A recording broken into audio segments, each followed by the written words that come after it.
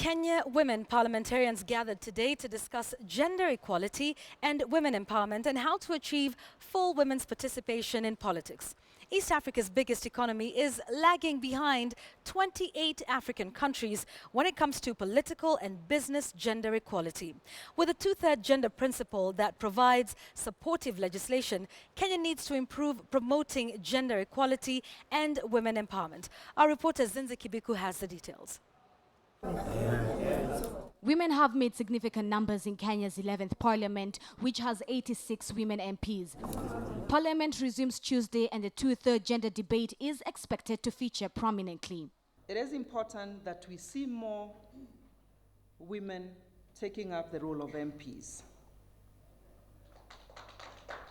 And why not even higher positions? As the houses resume tomorrow, that two-thirds matter is one of the priority issues because it's a constitutional matter with a deadline and with a timeline of August 2016, by which time both houses need to have resolved and need to have dealt with the law. The government has disbursed a total of 21.6 billion Kenyan shillings to women, youth and people with disabilities through these three main programs.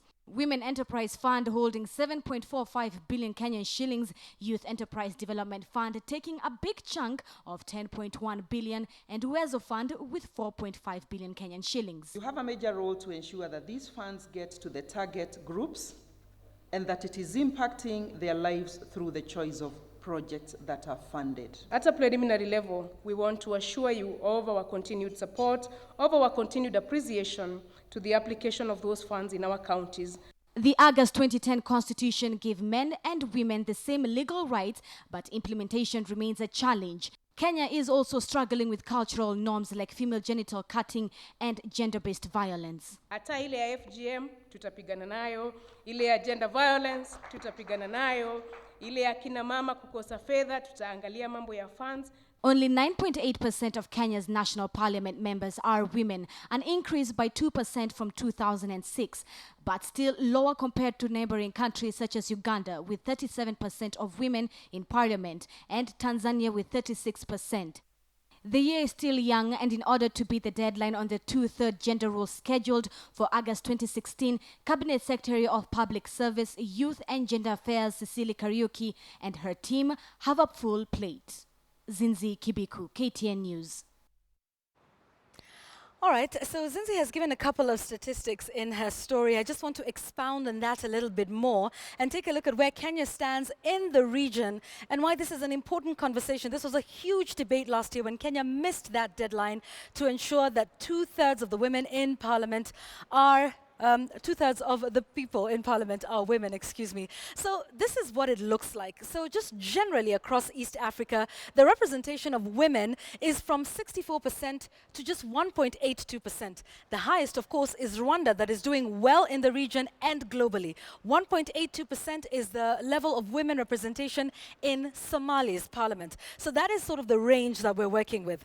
Here is Kenya at 19%, Burundi doing far better at 31%. Take a look at Rwanda at 64%, and Kenya falling far below the East African average, which is 36%. Now, let me tell you how Rwanda got there.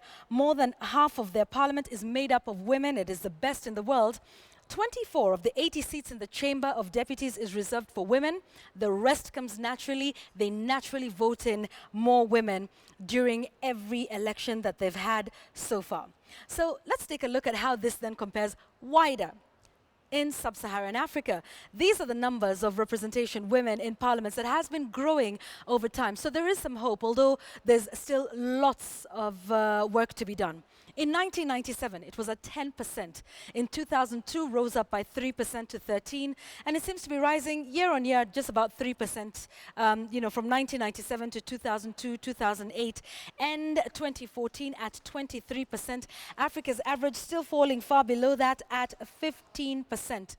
All of this despite the fact that the two-thirds gender rule is entrenched in the constitution of a number of countries in the region. Where are we? Why is this an important conversation, not just for Kenya, but for the region? what indeed has Rwanda gained from having 64% of their women in parliament? And we'll take a look at some of this. It's also on my final thoughts. I'm just teasing that a little bit. But we have a great conversation here that we want to talk about in the region. And I'm so glad to be joined by Daisy Amdani. Thank you. It's good to have you on Bottom Line. Thank you Had for you on having KTN me. a number of Yes, times. yes, thank Daisy you. Amdani is the chair of the National Women's Steering Committee. We will hope to have as well the Cabinet Secretary for Public Service, Youth and Gender, Cicely Kariuki, who will be joining us from our City Centre studios in just a moment. Daisy, Kenya's not doing too well. No, Kenya is doing very badly in comparison. And I think it's worse that because we have a constitutional provision for it, this tells us that we're not abiding by the Constitution. And I think that that in itself is worrisome. Because the Constitution, I mean, remember the pomp and ceremony that accompanied the promulgation of the Constitution gave that promise. So we see a clear lack of political will. Because when we talk about cultural norms, when we talk about the barriers that are there, we have an enabling framework within our Constitution that is supposed to help us overcome those challenges. So when we don't abide by the Constitution, that presents us with a problem. So I think that we need to look at it very critically in terms of the manifestation of political will. You've mentioned Rwanda, but one of the things, Rwanda has the provision for 30%. Yes. But what drives it is the political will. Absolutely. Because the president himself leads from the front. And I think that on this one, I must lay it really at the feet of the president, because in the Jubilee Manifesto, page 30 of the Jubilee Manifesto, under their Usawa pillar, they actually make a commitment towards ensuring that a mechanism is in place to implement the principle, the two-thirds principle. They have done nothing towards implementing that. All right, for our viewers who are watching us across East Africa, we've been dithering over this issue for quite some time. We missed that deadline yesterday. Just bring us up to speed with all of these attempts, and you know, there's been arguments on either side. There's bills that have been taken to Parliament. If you can, in a short time, just summarize what's been the challenge towards getting Kenya, you know, with the rest of the world or the rest of the region. Yvonne, I'm not going to mince my words. The problem that we have is a lack of political will.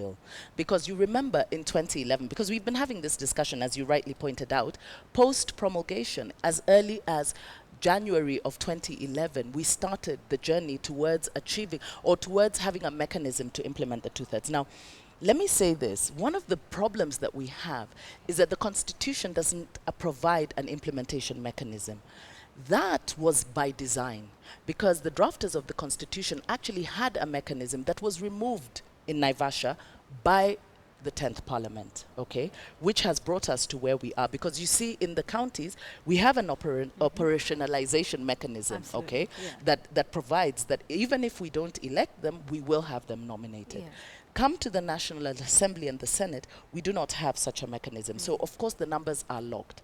We tried to put in a mechanism in the then Elections Act, which we proposed, if you recall.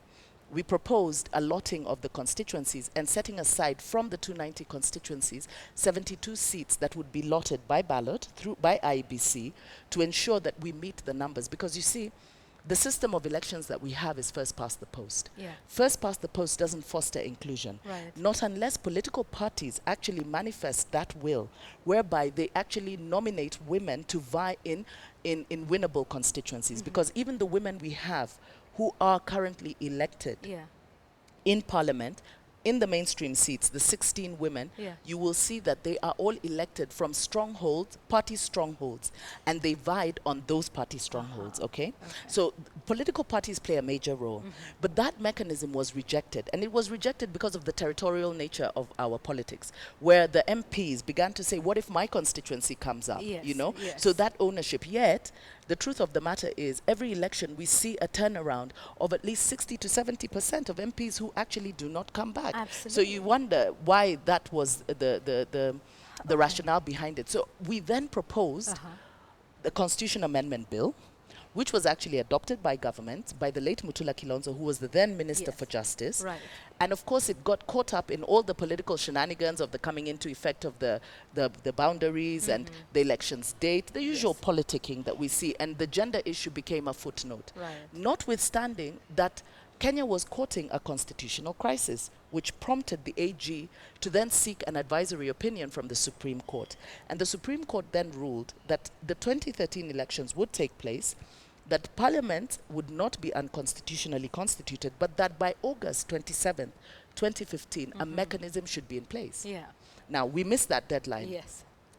The AG, instead of Parliament making it the order of business, because that should have been the first order of business. Absolutely. They started in 2014, you know, when, the deadline is a year away. Yes.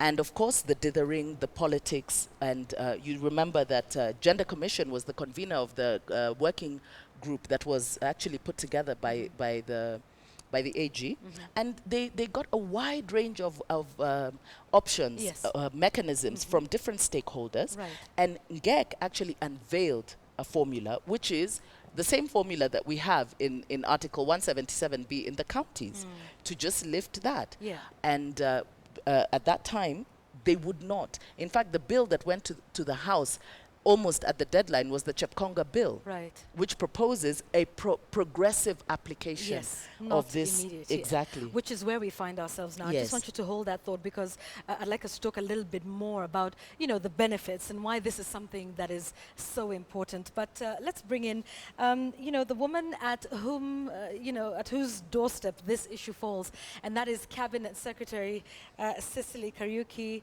of the Public Service, Youth and Gender. And she joins us from our City Centre studio. Madam Cabinet Secretary, thank you for joining us. Can you hear me? I understand Yes, it's I a can bit hear hard. you. That's all right. Can you hear me? Yes, I can hear you. Okay, great. You know, thank you for making the time to be with us on the show today. You are now in charge of this ministry, and seeing all these figures that have been released today, Kenya isn't doing too well. What commitment can we have from your ministry in terms of making this a reality for Kenya by August of this year?